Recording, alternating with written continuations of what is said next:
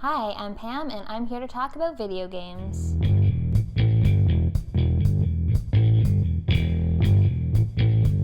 Hey there, today I thought I'd do something a little different and talk about a topic in video games that is very near and dear to my heart, and that is controllers. When I'm looking to get a new game, especially more recent games, I don't care too much about frame rates or 720 versus 1080p, but what I do care about when it comes to consoles is how good the controller is, how nice it feels in my hands, how intuitive the button layout is. These are things that actually impact my enjoyment of the game while I'm playing it. So, since I have such strong feelings about this topic, I thought I would do a little mini review of each controller that I've played with in my life, as well as make a list of the best and the worst. The first console I ever owned was the NES. It was a time when games were simple, so the controller was equally as simple. When I was 8 years old, this thing felt second nature to me since I was holding it basically all the time. It was a time when I don't think anyone was particularly concerned with ergonomics. I mean, this thing is basically just a big block. Though it worked great at the time, now that my hands are no longer child-sized, I do find it a little bit uncomfortable to use. It's just blocky, it's all straight edges. The D-pad is teeny tiny, and I find it really easy to fat finger up and down when what I really want to do is just go left and right. So, it did its thing, it's certainly iconic, but games soon got more complicated, and the controllers got more complicated with them. A few years after the NES came out, the Sega Genesis was released, and it introduced a controller that was a little bit different. For one, it's a lot bigger. It also introduced the sort of boomerang shape that would become pretty popular, and it added a third button. I admit I didn't grow up with Sega Genesis, so this controller feels a little foreign to me. Overall, I think it's a little bit too big. The button layout feels a bit awkward, although it is very light. Once fighting games started becoming more popular, they introduced a second version of the controller, which had 6 buttons. The controller also shrank down considerably. This controller actually feels pretty good. I like the smaller size and the smaller buttons. Nintendo entered the 16-bit era with the Super Nintendo, and it introduced a much nicer controller. First of all, it's got this dog bone shape, which actually was something that was implemented near the end of the NES life cycle. So in addition to the better shape, there's also a lot more buttons. You've got X and Y, and you've also got your shoulder buttons. It's hard to tell this just by looking, but the D-pad is also a little bit bigger, which I think makes it a lot easier to use. I find this controller pretty superior in every way to the NES controller. When I do my NES reviews, I play on a Retron, and I generally will use the Super Nintendo controller over the Nintendo controller just because it's a lot more comfortable and easy to use. Next up is the Sony PlayStation. I love the Sony PlayStation. When I got that console is about the time I started telling people, no, I don't want to come outside to play. I'm playing video games in my basement. So I do not have the original PlayStation controller. That one did not have these thumbsticks. I tried playing Spyro the Dragon not too long ago, and having to control the camera with shoulder buttons was very odd and hard to wrap my head around.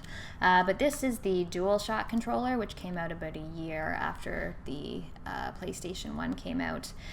So it's got these lovely thumbsticks, which are great. It's also got a really good shape compared to all the controllers that came before it. It's got 2 shoulder or bumper buttons on each side.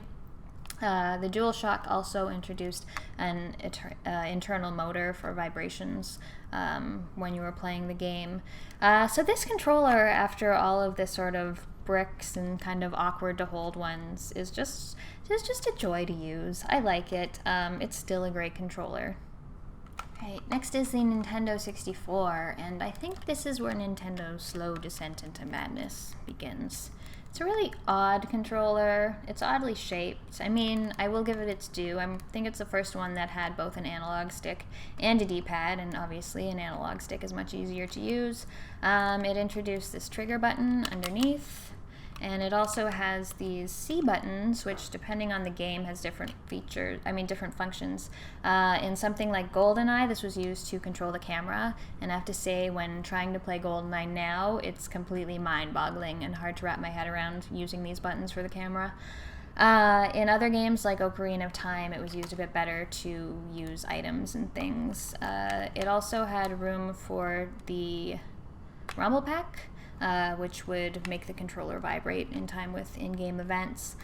The thing about this controller is that there's 2 ways to hold it, which is just really, really weird. You can hold it sort of normally like this, where you can't really, or it's difficult to reach the analog stick and the trigger button, or you can hold it like this, which is, I think, how you're supposed to hold it, especially for shooters, but then you can't reach the D-pad or the left bumper.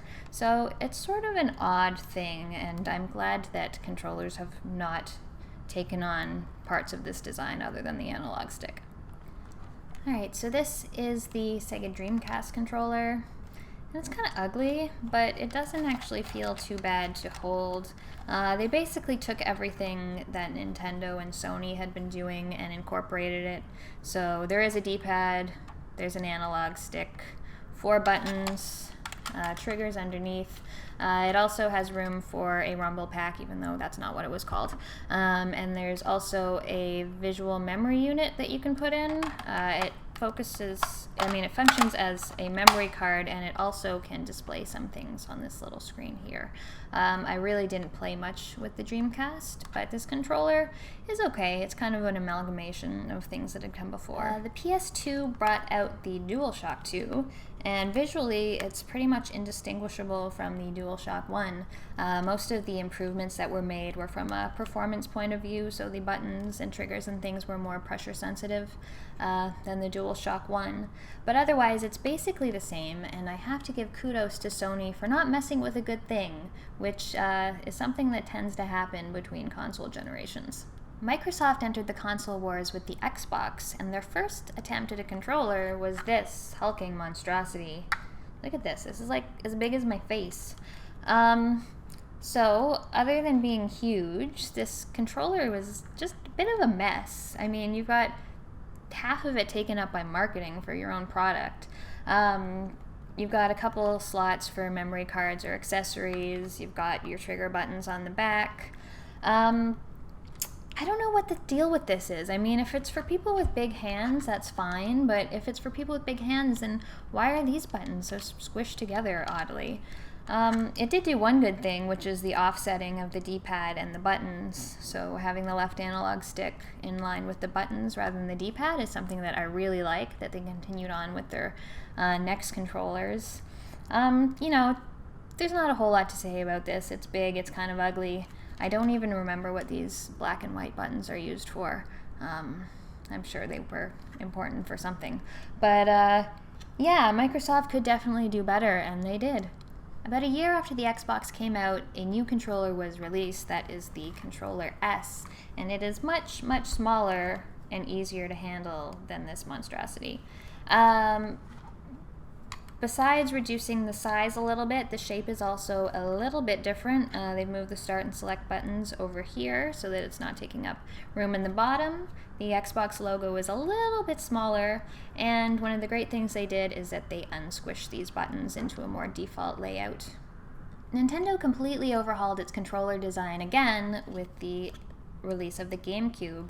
Though this controller does look a little odd and Frankenstein together, it's actually pretty good. I mean, it's got all of your basics. You've got the 2 analog sticks, you've got the 4 buttons, some pretty nice triggers in here. It's comfortable to hold, even though everything is different shapes and sizes and colors. The only real concern I have about this controller is this teeny tiny little D-pad. Can anyone actually use that for anything? But I think this may actually be my favorite offering from Nintendo as far as controllers go. There's a good reason why this style is still selling even for their current console for games like Smash. Alright, this is starting to get a bit long, so I'm going to split this into 2. Be sure to join me next time where I'll look at the more current generations of consoles, starting with the Xbox 360. Hope to see you then.